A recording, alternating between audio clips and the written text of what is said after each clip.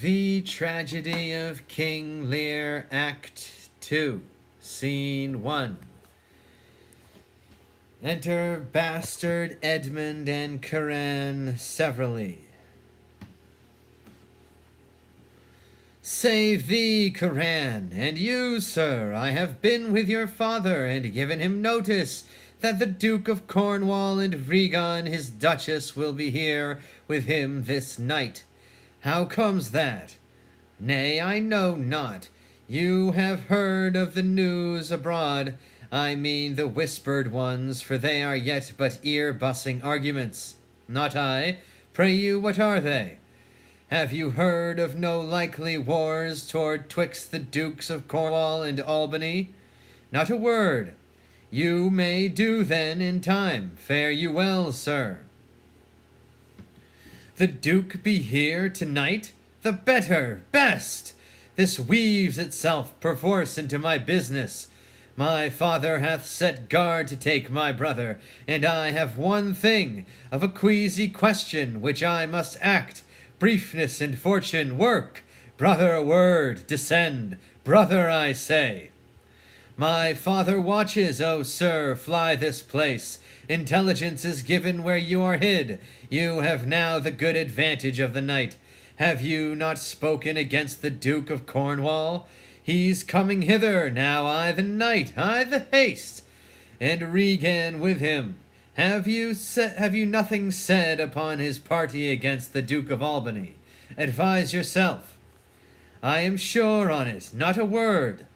I hear my father coming. Pardon me. In cunning I must draw my sword upon you.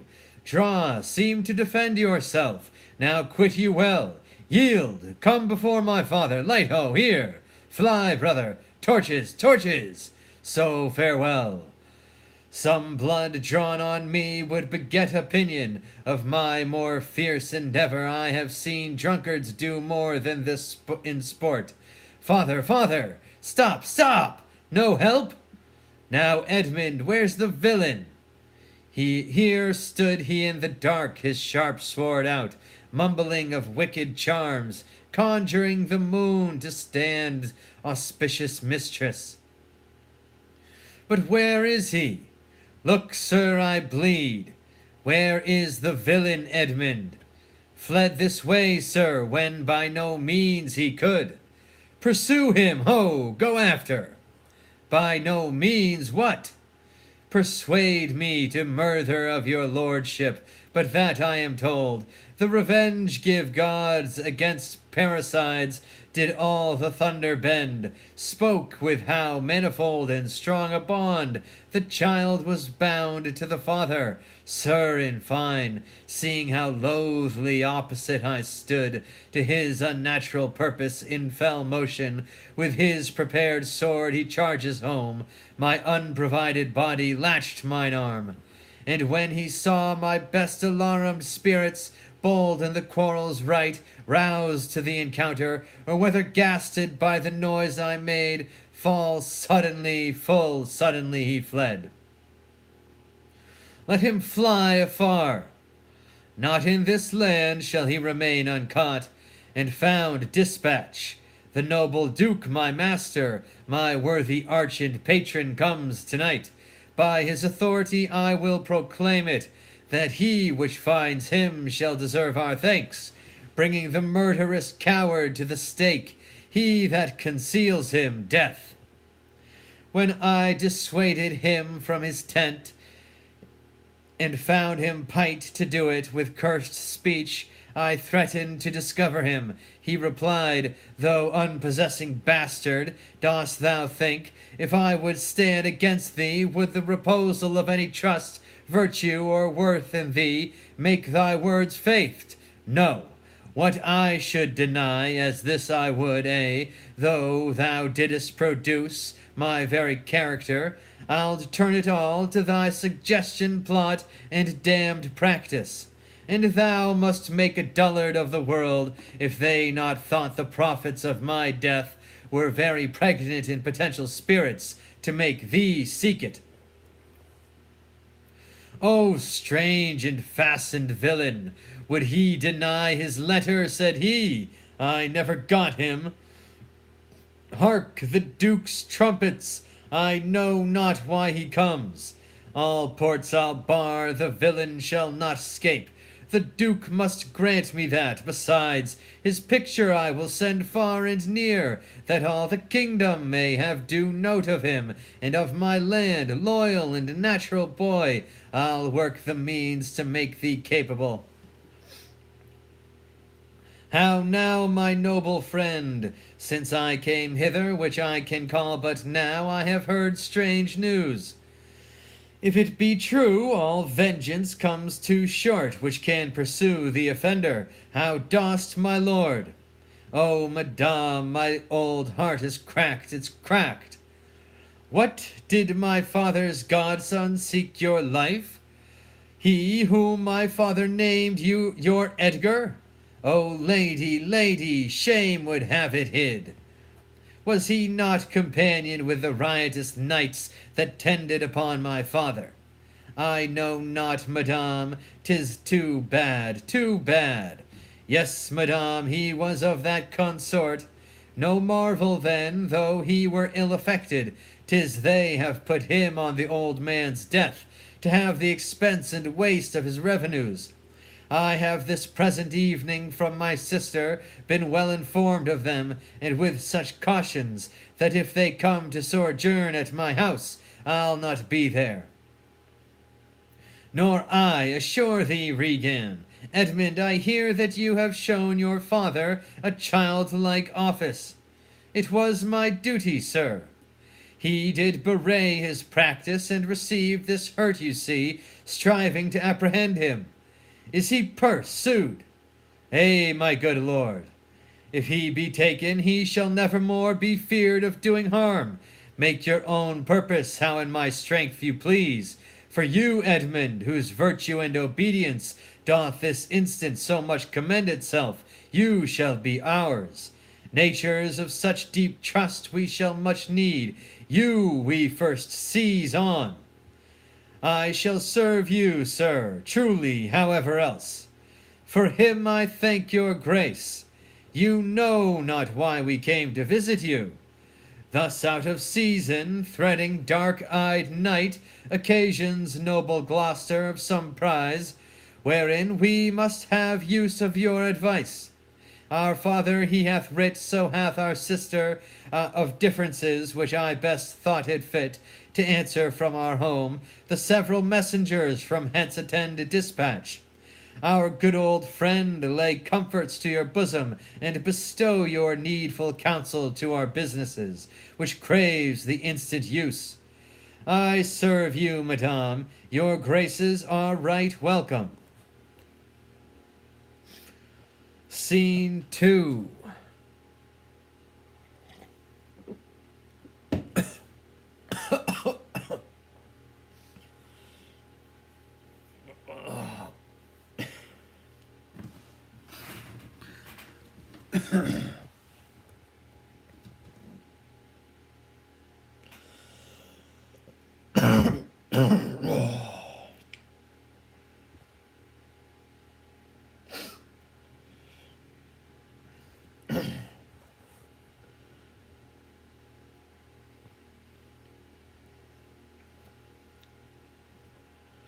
Scene 2. Enter Kent, disguised as Caius, and steward Oswald severally.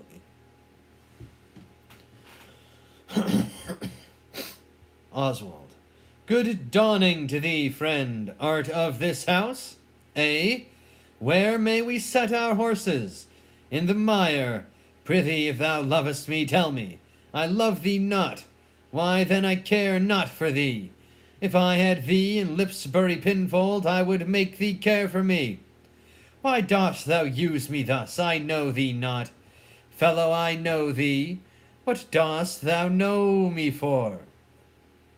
A knave, a rascal, an eater of broken meats, a base, proud, shallow, beggarly, three-suited, 100-pound, filthy, worsted, stalking knave, a lily-livered, action-taking, whoreson, glass-glazing, superserviceable, finical rogue, one trunk inheriting slave, one that wouldst be a bawd in way of good service, and art nothing but the composition of a knave, beggar, coward, pander, and the son and heir of a mongrel bitch, one whom I will beat into clamorous whining, if thou deniest the least syllable of thy addition.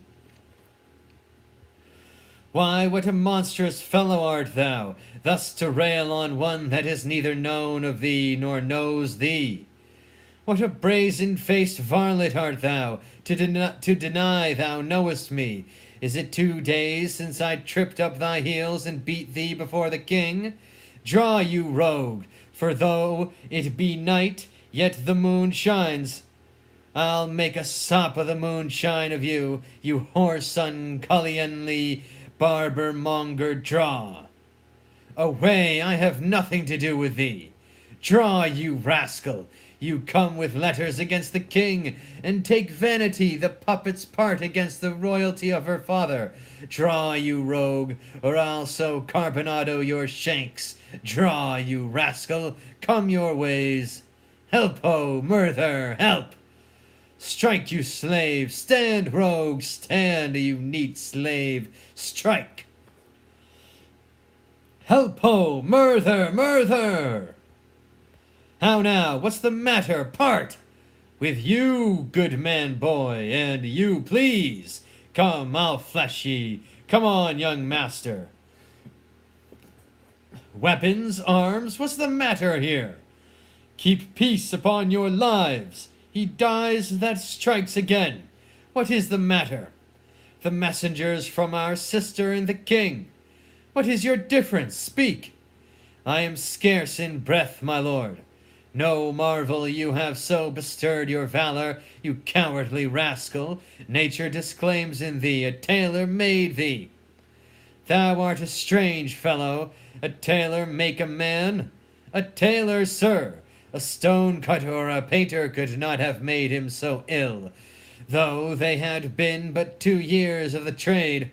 Speak yet, how grew your quarrel?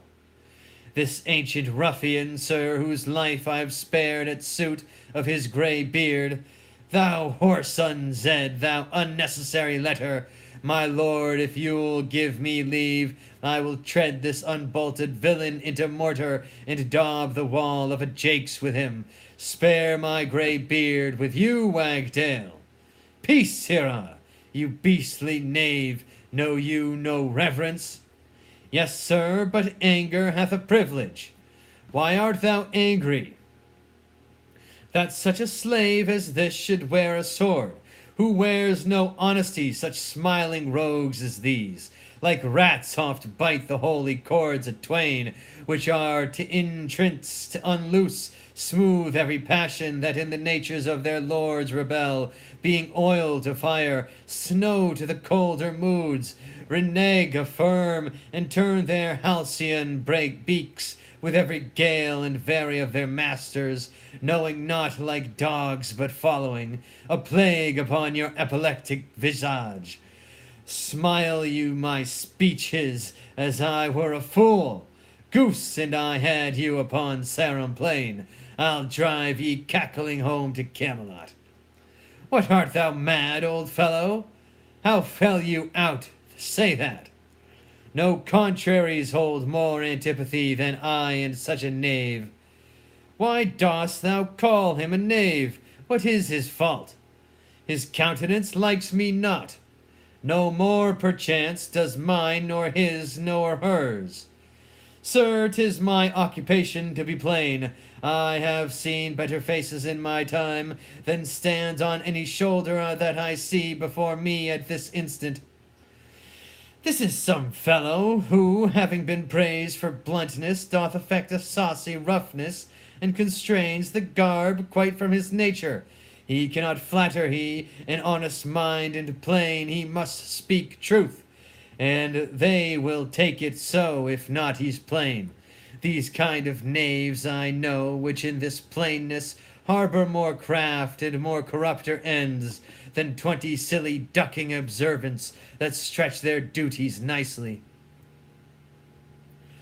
Sir, in good faith, in sincere verity, under the allowance of your great aspect, whose influence like the wreath of radiant fire on flickering Phoebus's front, what meanest by this? To go out of my dialect, which you discommend so much. I know, sir, I am no flatterer. He that beguiled you in a plain accent was a plain knave, which for my part I will not be, though I should win your displeasure to entreat me to it. What was the offence you gave him? I never gave him any. It pleased the king his master very late to strike at me upon his misconstruction, when he, compact in flattering his displeasure, tripped me behind, being down, insulted, railed, and put upon him such a deal of man that worthied him, got praises of the king, for him attempting who was self-subdued, and in the fleshment of this dread exploit, drew on me here again. None of these rogues and cowards but Ajax is their fool. Fetch forth the stocks. You stubborn ancient knave, you reverend braggart will teach you. Sir, I am too old to learn. Call not your stocks for me. I serve the king, on whose employment I was sent to you. You shall do small respects. Show too bold malice against the grace and person of my master, stalking his messenger. Fetch forth the stocks. As I have life and honor, there shall he sit till noon. Till noon? Till night, my lord, and all night too. Why, madame, if I were your father's dog, you should not use me so. Sir, being his knave, I will. This is a fellow of the self-same color our sister speaks of. Come, bring away the stocks. Let me beseech your grace not to do so. His fault is much, and the good king, his master, will check him for it. Your purpose low correction is such a basest and condemnest wretches for pilferings and most common trespasses are punished with. The king must take it ill that he, so slightly valued in his messenger, should have him thus restrained. I'll answer that. My sister may receive it much more worse, to have her gentleman abused, assaulted, for following her affairs, put in his legs. Come, my good lord, away. I'm sorry for thee, friend, 'tis the duke's pleasure, whose disposition all the world well knows, will not be rubbed nor stopped. I'll entreat for thee. Pray do not, sir. I have watched and travelled hard. Some time I shall sleep out, the rest I'll whistle. A good man's fortune may grow out at heels. Give you good morrow. The duke's to blame in this, 'twill be ill taken. Good king, that must approve the common saw. Thou out of heaven's benediction comest to the warm sun. Approach thou beacon to this under globe, that by thy comfortable beams I may peruse this letter. Nothing almost sees miracles but misery. I know 'tis from Cordelia, who hath most fortunately been informed of my obscured course, and shall find time from this enormous state, seeking to give losses their remedies. All weary and overwatched, take vantage, heavy eyes, not to behold this shameful lodging. Fortune, good night, smile once more, turn thy wheel.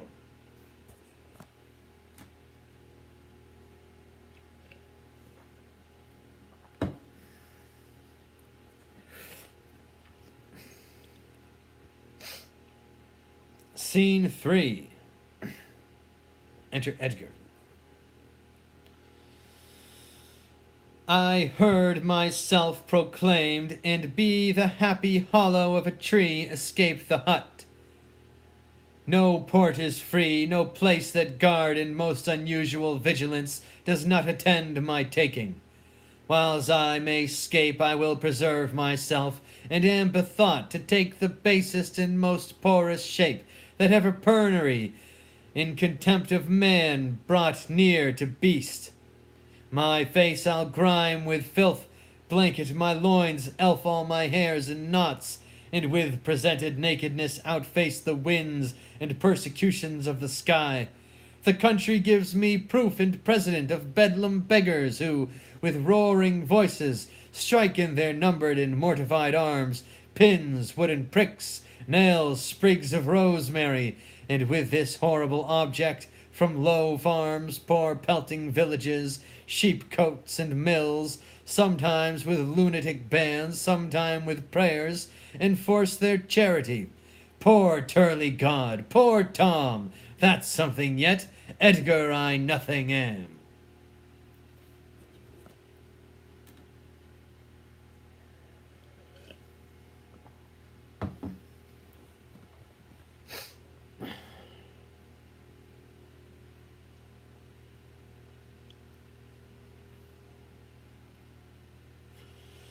Scene 4. Enter Lear, Fool, and Gentleman. Lear.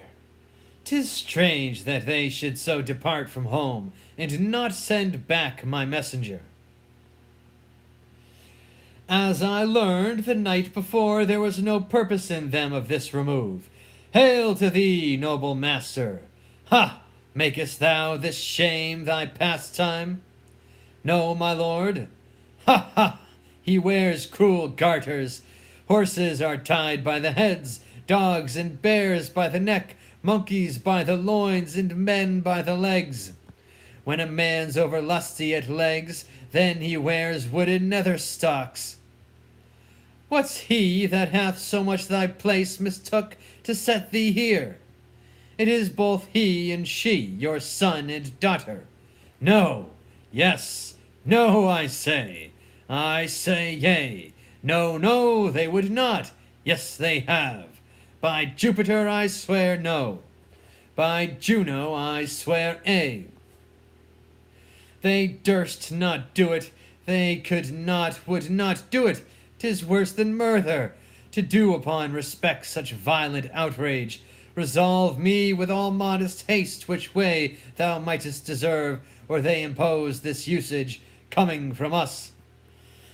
My lord, when at their home I did commend your highness's letters to them, ere I was risen from the place that showed my duty kneeling, came there a reeking post, stewed in his haste, half breathless, panting forth from Goneril his mistress' salutations, delivered letters spite of intermission, which presently they read. On those contents they summoned up their many, straight took horse, commanded me to follow, and attend the leisure of their answer, gave me cold looks, and meeting here the other messenger, whose welcome I perceived had poisoned mine, being the very fellow which of late displayed so saucily against your highness, having more man than wit about me, drew.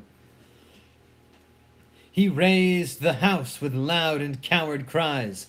Your son and daughter found this trespass worth the shame which here it suffers. Winter's not gone yet, if the wild geese fly that way. Fathers that wear rags do make their children blind, but fathers that bear bags shall see their children kind. Fortune, that errant whore, never turns the key to the poor. But for all this thou shalt have as many dolours for thy daughters as thou canst tell in a year. Oh, how this mother swells up toward my heart! Hysterica passio, down, thou climbing sparrow, thy elements below. Where is this daughter? With the earl, sir, here within. Follow me not, stay here. Made you no more offence but what you speak of? None. How chance the king comes with so small a number?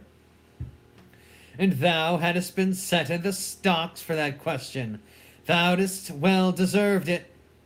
Why, fool? We'll set thee to school to an ant, to teach thee there's no labouring in the winter.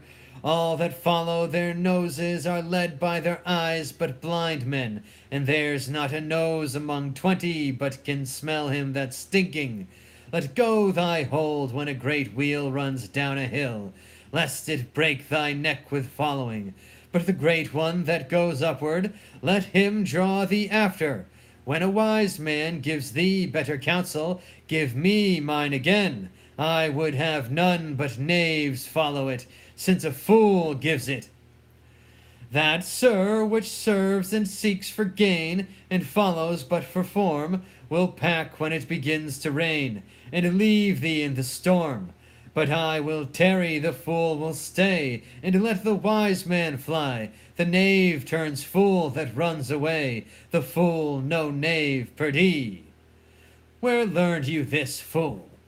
Not o' the stocks, fool. Deny to speak with me, they are sick, they are weary, they have travelled all the night. Mere fetches, the images of revolt and flying off. Fetch me a better answer. My dear lord, you know the fiery quality of the Duke, how unremovable and fixed he is in his own course. Vengeance, plague, death, confusion. Fiery, what quality? Why, Gloucester, Gloucester, I'll speak with the Duke of Cornwall and his wife. Well, my good lord, I have informed them so. Informed them? Dost thou understand me, man? Eh, my good lord. The king would speak with Cornwall, the dear father would with his daughter speak, commands, tends service. Are they informed of this? My breath and blood. Fiery, the fiery Duke? Tell the hot Duke that. No, but not yet. May be he is not well. Infirmity doth still neglect all office, whereto our health is bound. We are not ourselves when nature, being oppressed, commands the mind to suffer with the body. I'll forbear, and am fallen out with my more headier will, to take the indisposed and sickly fit for the sound man. Death on my state, wherefore should he sit here? This act persuades me that this remotion of the Duke and her is practice only. Give me my servant forth. Go tell the Duke and his wife I'll speak with them, now presently.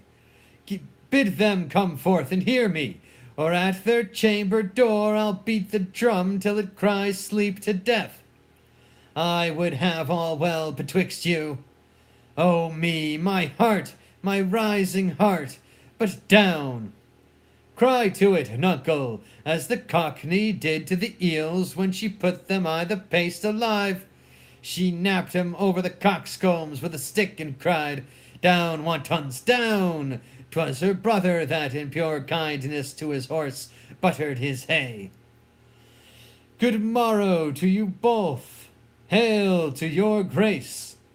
I am glad to see your highness. Regan, I think you are. I know what reason I have to think so. If thou shouldest not be glad, I would divorce me from my mother's tomb, sepulchring an adulteress. Oh, are you free? Some other time for that. Beloved Regan, thy sister's not. Oh, Regan, she hath tied sharp-toothed unkindness like a vulture here. I can scarce speak to thee. Thou'lt not believe with how depraved a quality, O Regan. I pray you, sir, take patience. I have hope you less know how to value her desert than she to scant her duty. Say, how is that? I cannot think my sister in the least would fail her obligation. If, sir, perchance she have restrained the riots of your followers, 'tis on such ground and to such wholesome end as clears her from all blame. My curses on her! Oh, sir, you are old. Nature in you stands on the very verge of his confine. You should be ruled and led by some discretion that discerns your state better than you yourself. Therefore I pray you, that to our sister you do make return. Say you have wronged her. Ask her forgiveness. Do you but mark how this becomes the house? Dear daughter, I confess that I am old. Age is unnecessary. On my knees I beg that you'll vouchsafe me raiment, bed, and food. Good sir, no more. These are unsightly tricks. Return you to my sister. Never, Regan. She hath abated me of half my train. looked black upon me, strook me with her tongue, most serpent-like, upon the very heart. All the stored vengeances of heaven fall on her ingrateful top. Strike her young bones, you taking airs with lameness. Fie, sir, fie! You nimble lightnings, dart your blinding flames into her scornful eyes. Infect her beauty, you fen-sucked frogs, drawn by the powerful sun to fall and blister. Oh, the blessed gods! So will you wish on me when the rash mood is on. No, Regan, thou shalt never have my curse. Thy tender-hefted nature shall not give thee over to harshness. Her eyes are fierce, but thine do comfort and not burn. 'Tis not in thee to grudge my pleasures, to cut off my train, to bandy hasty words, to scant my sizes, and in conclusion to oppose the bolt against my coming in. Thou better knowest the offices of nature, bond of childhood, effects of courtesy, dues of gratitude. Thy half of the kingdom hast thou not forgot, wherein I thee endowed. Good sir, to the purpose. Who put my man i' the stocks? What trumpet's that? I know it, my sisters. This approves her letter, that she would soon be here. Is your lady come? This is a slave whose easy borrowed pride dwells in the fickle grace of her he follows. Out, varlet, from my sight. What means your grace? Who stalked my servant, Regan? I have good hope thou didst not know on it. Who comes here, O heavens? If you do love old men, if your sweet sway allow obedience, if you yourselves are old, make it your cause, send down and take my part. Art not ashamed to look upon this beard? O Regan, will you take her by the hand? Why not by the hand, sir? How have I offended? All's not offence that indiscretion finds, and dotage terms so. O sides, you are too tough. Will you yet hold? How came my man i' the stocks? I set him there, sir, but his own disorders deserved much less advancement. You, did you? I pray you, father, being weak, seem so. If till the expiration of your month you will return and sojourn with my sister, dismissing half your train, come then to me. I am now from home and out of that provision which shall be needful for your entertainment. Return to her, and 50 men dismissed? No, rather I abjure all roofs, and choose to wage against the enmity o' the air. To be a comrade with the wolf and owl, necessity's sharp pinch. Return with her? Why, the hot-blooded France that dowerless took our youngest born, I could as well be brought to knee his throne and squire-like pension beg to keep base life afoot. Return with her? Persuade me rather to be slave and sumpter to this detested groom. At your choice, sir. I prithee, daughter, do not make me mad. I will not trouble thee, my child, farewell. We'll no more meet, no more see one another, but yet thou art my flesh, my blood, my daughter, or rather a disease that's in my flesh, which I must needs call mine. Thou art a bile, a plague sore, or embossed carbuncle in my corrupted blood. But I'll not chide thee, let shame come when it will, I do not call it. I do not bid the thunder-bearer shoot, nor tell tales of thee to high-judging Jove. Mend when thou canst, be better at thy leisure. I can be patient, I can stay with Regan, I and my 100 knights. Not altogether so. I looked not for you yet, nor am provided for your fit welcome. Give ear, sir, to my sister, for those that mingle reason with your passion must be content to think you old, and so, but she knows what she does. Is this well spoken? I dare avouch it, sir. What, 50 followers? Is it not well? What should you need of more? Yea, or so many, sith that both charge and danger speak against so great a number. How in one house should many people under 2 commands hold amity? 'Tis hard, almost impossible. Why might not you, my lord, receive attendance from those that she calls servants, or from mine? Why not, my lord? If then they chance to slack ye, we could control them. If you will come to me, for now I spy a danger, I entreat you to bring but 25. To no more will I give place or notice. I gave you all, and in good time you gave it. Made you my guardians, my depositaries, but kept a reservation to be followed with such a number. What must I come to you with 25? Regan, said you so? And speak it again, my lord, no more with me. Those wicked creatures yet do look well favored when others are more wicked, not being the worst, stands in some rank of praise. I'll go with thee, thy 50 yet doth double 25, and thou art twice her love. Hear me, my lord, what need you 25, 10 or 5, to follow in a house where twice so many have a command to tend you? What need 1? Oh, reason not the need. Our basest beggars are in the poorest things superfluous. Allow not nature more than nature needs. Man's life is cheap as beasts. Thou art a lady. If only to go warm were gorgeous, why nature needs not what thou gorgeous wearest, which scarcely keeps thee warm, but for true need. You heavens give me that patience I need. You see me here, you gods, a poor old man, as full of grief as age, wretched in both.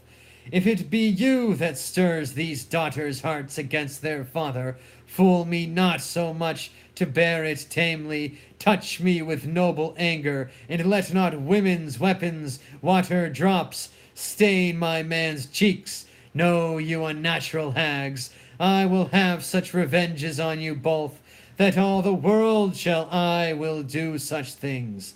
What they are yet I know not, but they shall be the terrors of the earth. You think I'll weep? No, I'll not weep. I have full cause of weeping, but this heart shall break into 100,000 flaws, or ere I'll weep. O fool, I shall go mad. Let us withdraw, 'twill be a storm. This house is little, the old man and his people cannot be well bestowed. 'Tis his own blame hath put himself from rest, and must needs taste his folly. For his particular I'll receive him gladly, but not 1 follower. So I am purposed. Where is my lord of Gloucester? Followed the old man forth, he is returned. The king is in high rage. Whither is he going? He calls to horse, but will I know not whither.